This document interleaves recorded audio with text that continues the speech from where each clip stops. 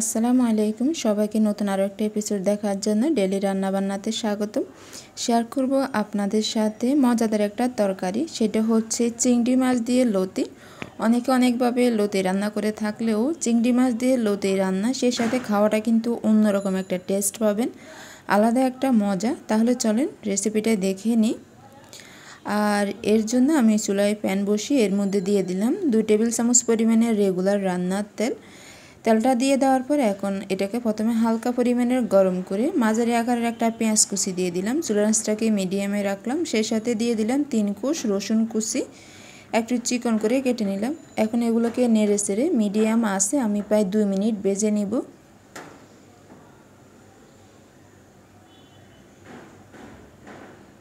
চুলার আঁচটাকে কমিয়ে ভেজে নেবেন, আর এটা কিন্তু কালার আনার কোনো প্রয়োজন নেই।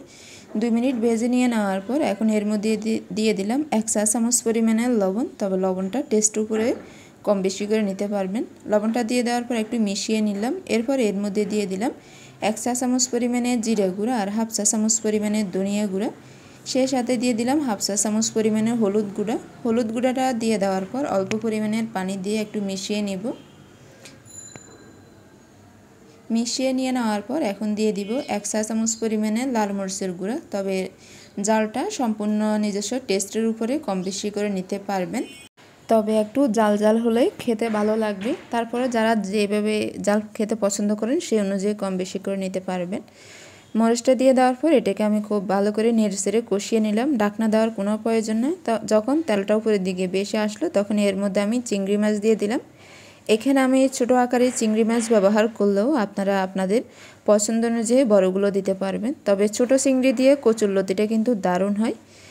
আমি চিংড়ি মাছগুলো দিয়ে খুব ভালো করে এটাকে কষিয়ে নিব।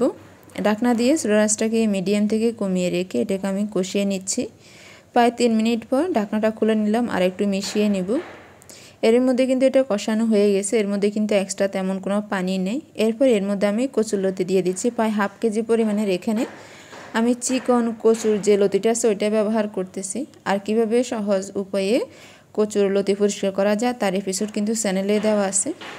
আর এখানে আমি প্রথমে অল্প পরিমাণে দিয়ে মাছের সাথে খুব ভালো করে মিশিয়ে নিলাম। এরপর বাকি লতিটাও আমি দিয়ে দিব।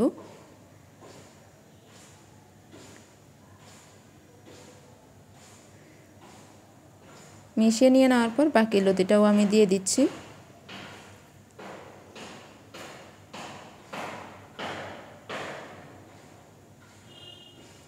বাকি লতিটা দিয়ে দেওয়ার পর এখন আমি আবারও মিশিয়ে নিব। চুলার আঁচটাকে কিন্তু আমি এখন মিডিয়াম করে দিব, আর এর মধ্যে কিন্তু এখন কোনো পানি অ্যাড করব না।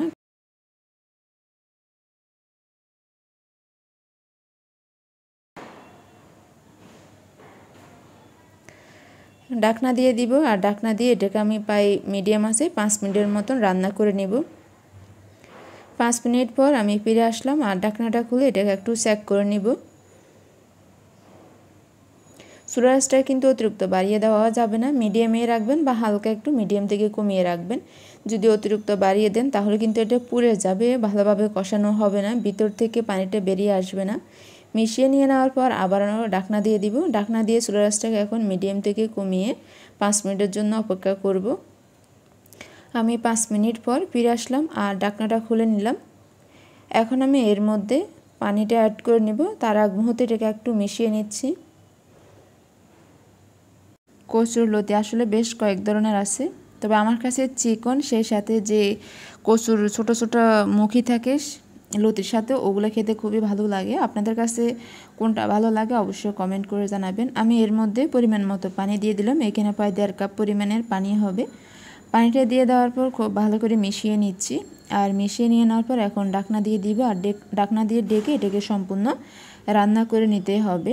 চুলার আঁচটাকে মিডিয়ামে রাখবেন, কমিয়ে দেওয়ার প্রয়োজন নাই। যেহেতু এখন পানি দিলাম, ইচ্ছে হলে এখানে গরম পানিটাও দিতে পারবেন। আমি ঢাকনা দিয়ে দিলাম আর অপেক্ষা করলাম এটা মোটামুটি সিদ্ধ হয়ে আসা পর্যন্ত। চুলার আঁচটাকে মিডিয়ামে রেখে এটা আমি এখন রান্না করে নিচ্ছি। আর এটা দেখতে যেমন লোভনীয়, খেতেও কিন্তু আলহামদুলিল্লাহ দারুণ হয়। যাদের লতি খুবই পছন্দের আপনারা একবার হলো চিংড়ি মাছ দিয়ে ট্রাই করে দেখবেন। আমি কয়েকটা কাঁচামরিচ দিয়ে দিলাম আর ঢাকনা দিয়ে ডেকে আবারও প্রায় 3 থেকে 5 মিনিটের মতন রান্না করে নিচ্ছি। আর এটা রান্না হতেও অত বেশি সময় লাগে না। আর যদি কেউ চান এর মধ্যে অল্প পরিমাণে লেবু রসও অ্যাড করতে পারবেন, এতে কিন্তু আর গলা ধরাটা থাকবে না। তবে এই লতিটা গলা ধরা ছিল না, তাই আমি এর মধ্যে আর লেবু রসটা অ্যাড করি নাই। এটা হয়ে যাওয়ার পর আমি এটাকে নামিয়ে নিলাম। এখন এটা আপনারা গরম ভাত দিয়ে পরিবেশন করতে পারেন, সেটা সাদা ভাত হোক অথবা রুটি কিংবা পরোটা দিয়েও খাওয়া যায়। সবজি যে যেভাবে খেতে পছন্দ করেন আর কি।